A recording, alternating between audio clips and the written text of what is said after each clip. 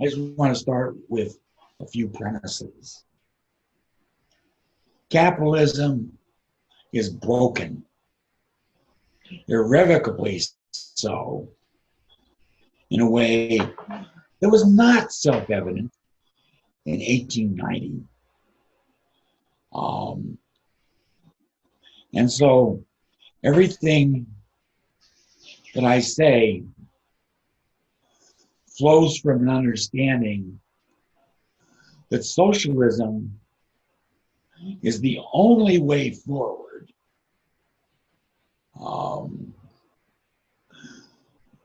to avoid the destruction of the human race.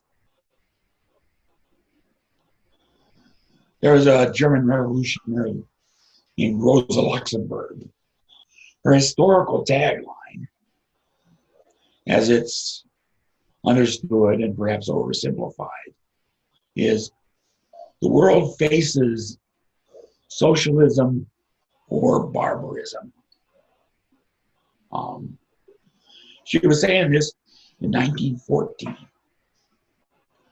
when the world was on the verge of barbarism. That formulation is meaningless now. Why? Because to say, well, the question is socialism or barbarism, the state of affairs is that we are in barbarism already. So how do we create socialism? How do we even think about it under the conditions of barbarism? So I'm getting a sense of how your thoughts have evolved on this interview. So there's a lot of traditional ways of talking about this. You know, socialism, communism, social democracy, all sorts of different isms. But suppose that all these isms are parts of an ongoing process. So what this means in 1910, what this means in 1917, what this means in 1945, that's one process. And yet they are all obviously radically different. So I don't want to sit here, see what people want to do. They want to say, well, how do you define communism? What would be the blueprint? You can have fun with that. From each according to their ability and so on. What's the blueprint for socialism? What is social democracy? All these things have to be understood historically. And the ultimate issue for me is the issue of power. So people talk about this, that, and the other, various reforms, green movements, ecology, pacifist, so on. What would be a better blueprint? And what I say is blueprint, schmooprint. A blueprint is not meaningful in the absence of addressing the question of power and how that power evolves and how it is wielded is very particular, very political, very frightening. So if you think I'm not scared stiff at this moment, Well, I am, and if you're not scared. You're out of your mind. So I Sometimes my want to go to naivete works in my favor. or as Brecht would say, those with a smooth face haven't yet gotten the bad news.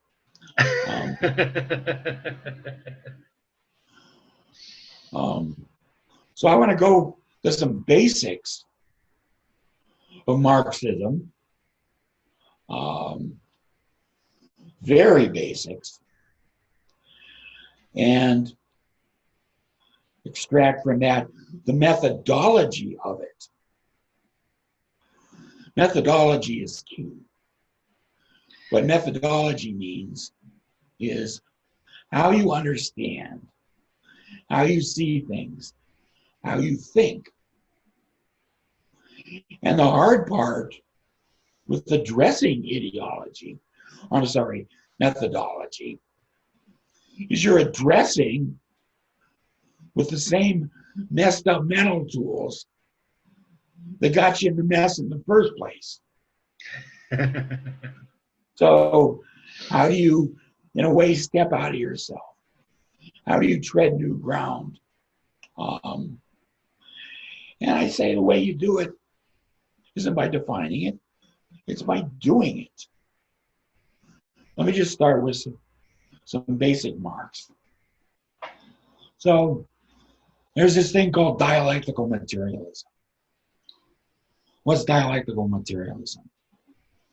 Well, what it means these days is dialectical is what a smarty ass leftist throws in your face if he wants to sound smart.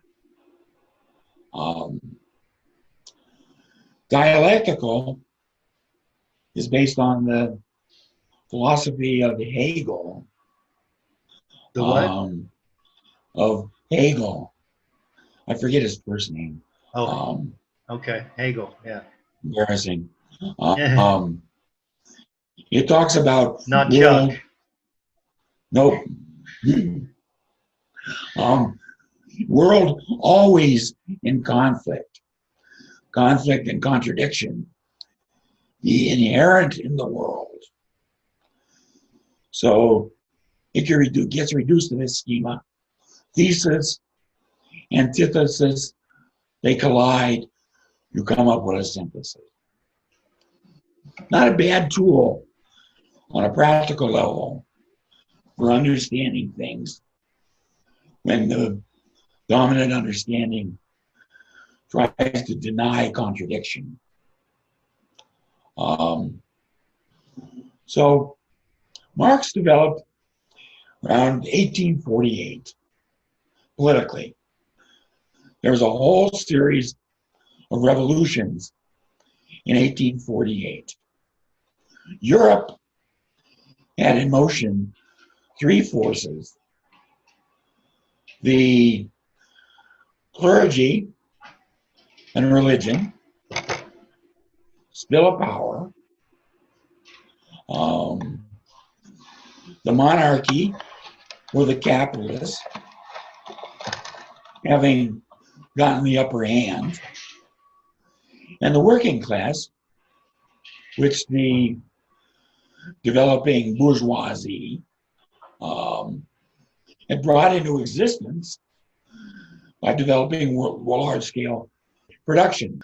The issue was that the bourgeoisie was horribly restricted from rationalizing production. A world based on dollars and cents rather than religion. Rationalizing production. Yeah. That, it's producing, selling, buying and selling, all that stuff didn't fit into the religious worldview. And they were restricted by the church in so many ways. This is irreligious. You can't do this. It offends our view of man and so on. The bourgeoisie calls upon the working class. The bourgeoisie was the owners Okay. of capital, Okay. owners of factories. The working class worked in the factories. There was obviously a contradiction between wanting to squeeze every bit of profit you could from the working class and the working class wanting enough wages to be able to feed their children. They were both opposed to the clergy. So the bourgeoisie and the working class form an alliance against the clergy. They get the upper hand. Now the players are the bourgeoisie and the working class. And the working class wants better working conditions. Working class is more numerous than the bourgeoisie. They're dangerous. So the bourgeoisie then turns around and calls upon the monarchy and the clergy and so on to smash the working class and get them in line. All the players are in motion at this point. In 1848, series of revolutions, varying degrees of success, all of them failed.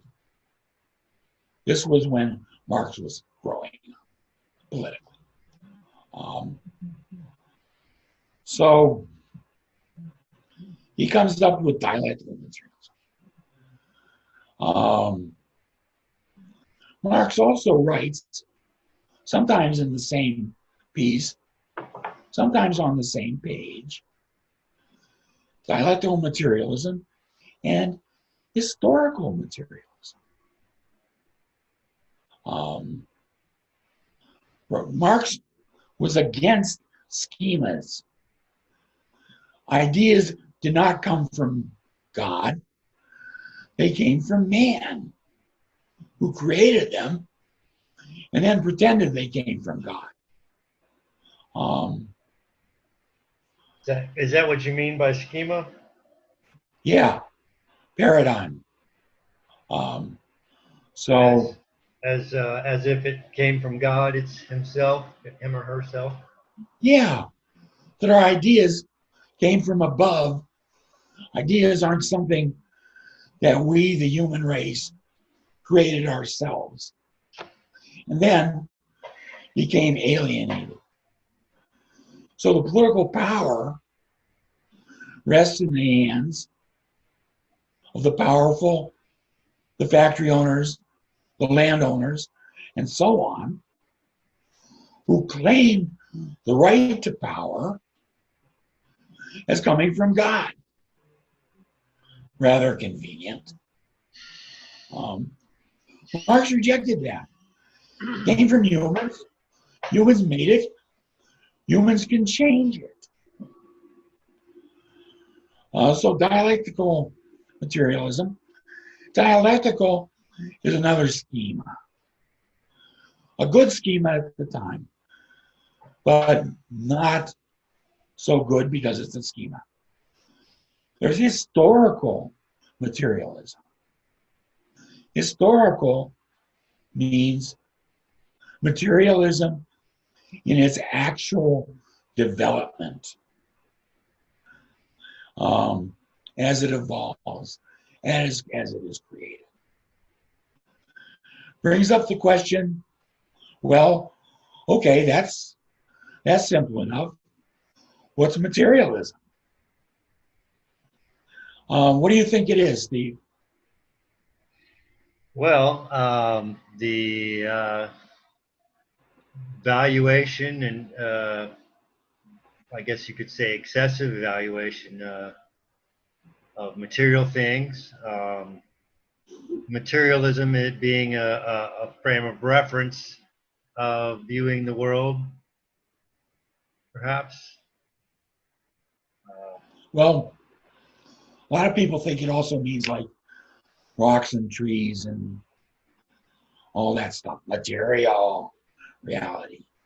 Okay, because I That's was not strictly Marxism. talking in terms of uh, like goods that you would purchase,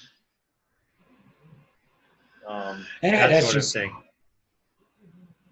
that's not what Marx is talking about. Of course, you could purchase plants and rocks and soil and what have you. What Okay, Marx was what's Marx talking, talking about? real people. That's the material that history is made of, is the activity of real people trying to produce their lives, survive, get rich, not be poor, whatever. Humanity in its totality is the material that matters as it exists and develops through history. So, socialism is a creation of human beings. So is communism. So is anarchism. So are all these isms. But the process is a historical one of people fighting to better their conditions in a world that's conflicted between, to simplify greatly, the owners and the creators. The creators being the people that work in the very factories that they built with their own bleeding hands. And the history is one of the struggle between classes on who will benefit, who will have power. So this is where you start getting into actual history, how these concepts developed. Because one thing is, Well, it seems you to have me a, that, um, yeah, well, you talk about creators and owners, and so uh, got to interject there where it occurs to me that um, the owners are typically um, the ones that set the stage, if you will, for the creation, uh, whether through an idea, you know, development of an idea. Um, so, you know, talking about it in terms of uh, the working class, say the factory workers, for instance, um, you know, the owners would interject and say, well, I created this business. I created the jobs for these people. Um, so why am I not considered a creator? well, in a sense, you're onto something. Because the bourgeoisie, in fact, created the working class. Or as Marx would put it, they created their own gravediggers. Um, because they created the conditions, small scale productions went to larger productions. Peasant farmers, some were richer than others and made more than subsistence, and they controlled smaller farmers. Peasants worked the land. Some had land, some didn't. You're right. This didn't deny the bourgeoisie a part in the creative process. But it was the working class that dug the coal, smelted the iron, fired the bricks, laid them, created that factory with their own bleeding hands. And what the bourgeoisie had was the capital, the money to make these enterprises run. So, Well, what Jamie I'm saying Dimon, also is that they had not only the money, but that was a bit of a cumulative thing, where someone like Edison, who admittedly, had factories of inventors, and from what I understand, and often, you know, took credit for his bourgeoisie inventors' ideas, and that was actually probably part of their contract with him.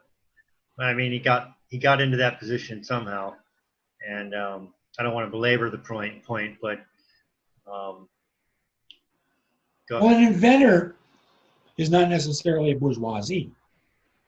Um, Well, inventors in the context of having a factory of them, as Edison did, so to speak, then running the business makes of them invention. bourgeoisie. Look, Marx felt that the bourgeoisie was the primary creative class in the 19th century. There was an attempt at a revolution in about 1871 called the Paris Commune, where the Franco-Prussian War, the French lost, the workers of Paris rose up, took over the cities, ran them as a commune. They were crushed. They didn't have the material conditions to sustain it. They were too far ahead of their time, but they created a beacon for all revolutionaries that followed them. So, What was that? French Revolution? no, the Paris Commune, 1871. So, just in terms of the Industrial Revolution, um, it was in its infancy back then. I mean, the vast majority of the world's population was agrarian at that point, if I'm not mistaken. Yes. But we're seeing the inklings of an industrial revolution at this point. Well, let me run up to Rosa Luxemburg. She said that Marx's entire model was flawed because he posed an economic system based on owners and workers.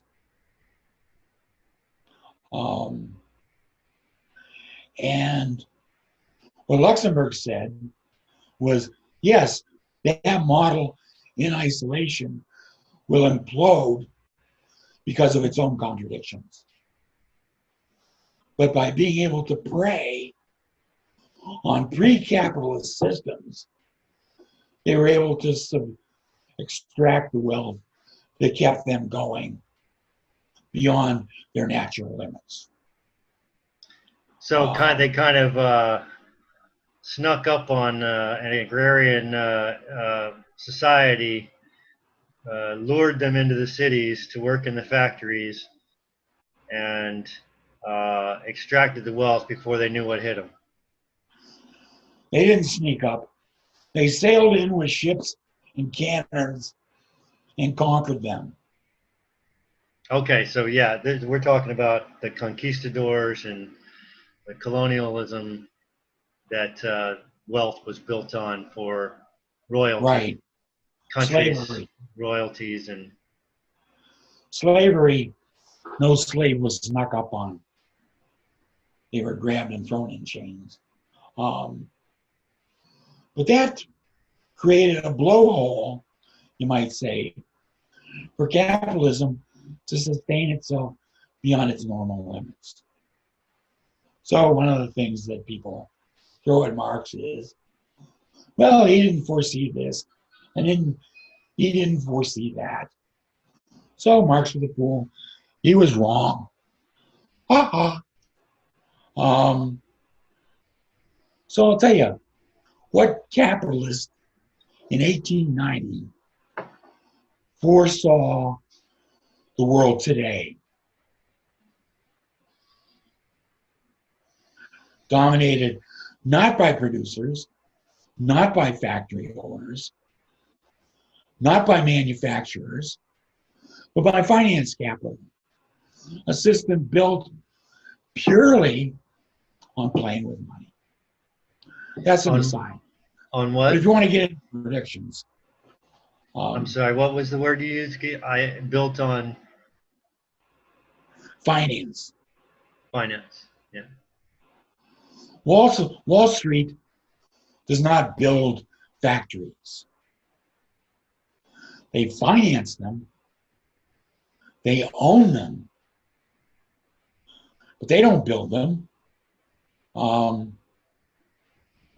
So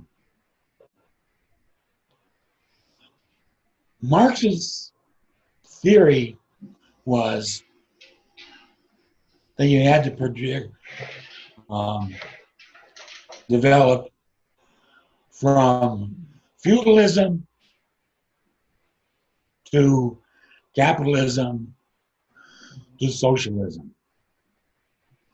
Capitalism was a necessary stage on the road to socialism, and socialism was a necessary stage on the road to communism.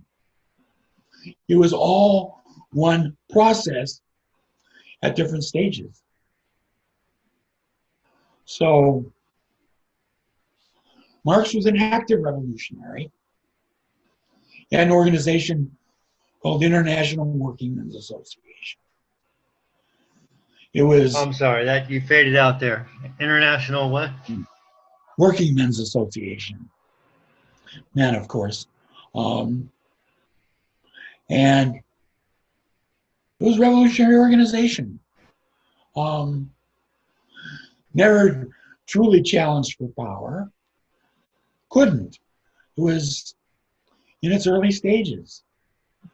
So Karl Marx, for instance, supported Abraham Lincoln and the Northern industrialists in their fight against the plantation system of the Confederacy. No problem there. V.I. Lenin, the supreme communist, so to speak, thought that the Russian workers needed to fight for capitalism. Lenin. I'll get to that. Maybe next round.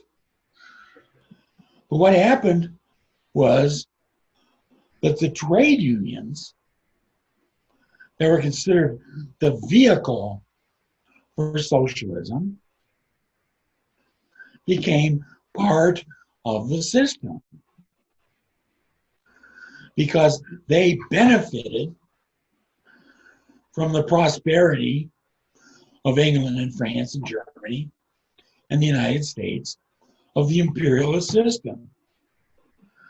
They had a stake,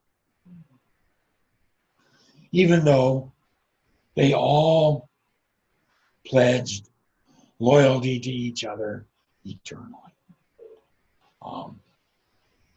So they have this big conference in like 1888, where they sat down at a table and they divided up Africa. You get this, you get that. France can have, West Africa. England gets Central Africa. Germany was left out of the pot. They were less developed. They were pissed. They wanted their share. But what you've got is trade unions developing what was essentially trade union socialism. This historically is what we mean by social democracy. So we talk about it today. Well, social democracy is providing social services, unemployment, social security, welfare benefits, and so on. In a sense, that's accurate. That's accurate, but it's also completely part of the system, benefiting it, supporting it. So in the United States, goes to war for empire in 1898, Spanish-American War, where U.S. imperialism burst on the stage. Most workers supported it. Many workers did not because they felt, did not because they felt solidarity with the people of Cuba that were being basically stolen from Spain and incorporated into the American Empire. The Philippines were stolen from Spain, its empire, and incorporated into the American Empire.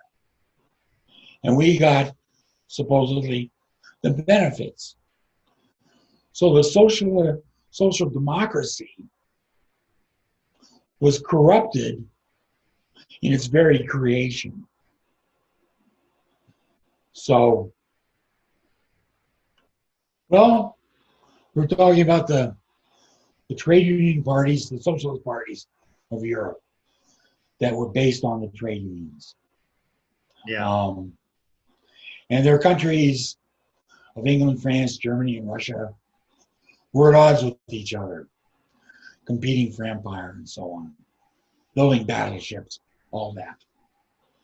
These parties, it was interesting what you said about Cuba and the Philippines and the U.S. sort of taking them from Spain. Was that sort of a subversive thing, or there was probably we fought a war. Yeah. We fought a war. We sent the fleet. We sank the Spanish battleships, and we sent Teddy Roosevelt charging up San Juan Hill in Cuba. Nothing sneaky about it. Well, I'm very familiar with the history of Hawaii. It's the same sort of deal. Yes. A little more subversive, but no less. I mean, it was blatant, but no bloodshed because the Queen just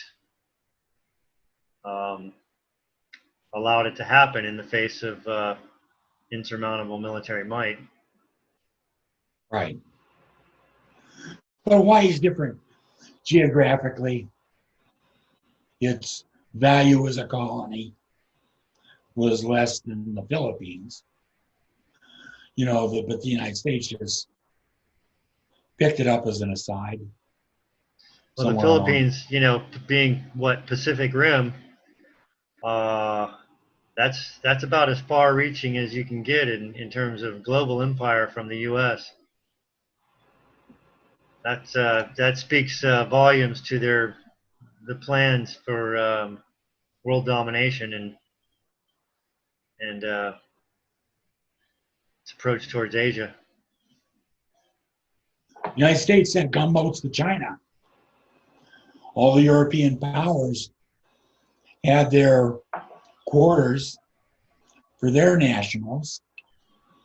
The British waged war on the Chinese to force them to sell opium that the British were growing in India, called the Opium Wars. Well, United you can say States the was same thing about Afghanistan, really. The heroin absolutely, wars. yeah. Um, so nothing settled there. You know, the Boxer Rebellion, um, 55 Days in Peking.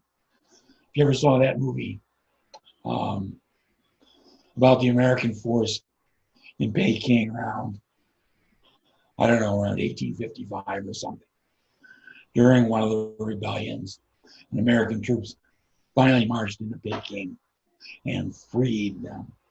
Um, but you know, the different from place to place. But the European social democratic parties um, vowed we will never have brother killing brother. We are all in solidarity. We are opposed to war. We would never do that.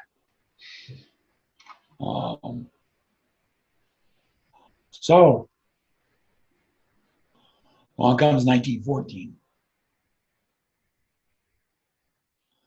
The Germans